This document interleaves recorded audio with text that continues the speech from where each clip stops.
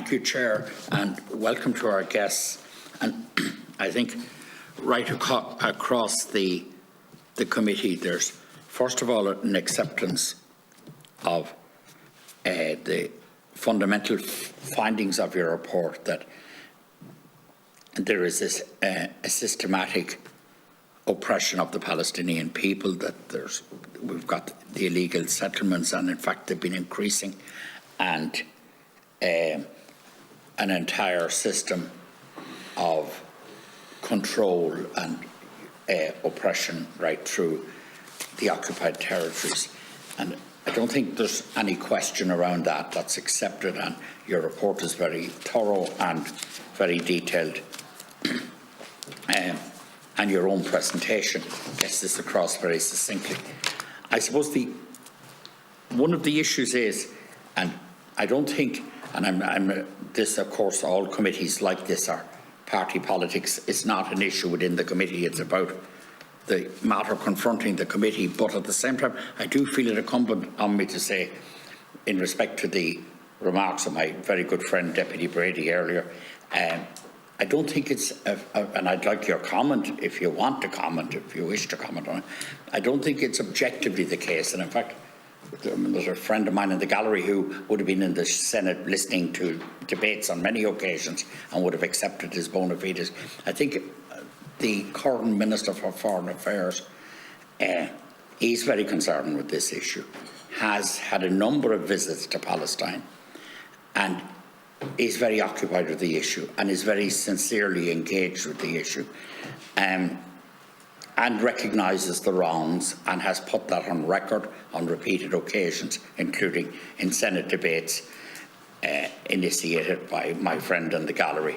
And that's an objective case. Now, he makes the point in his deliberations, and I'd be interested in your response to this. I think if he were here today, if I understand his contributions to date correctly, there's not one finding that he would challenge in terms of the detail of your report.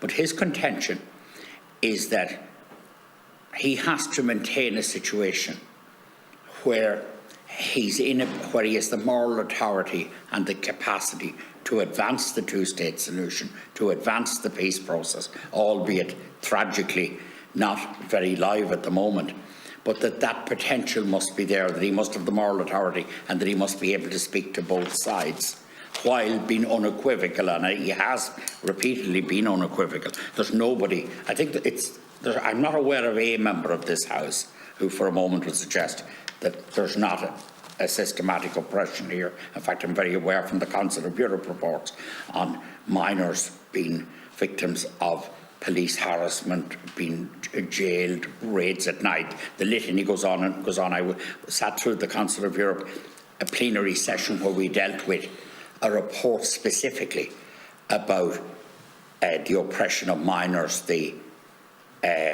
criminalisation of minors, taking them out of their homes, torturing them in some instances, and terrorising them and their families. And that's all on record, and there's nobody suggesting the contrary.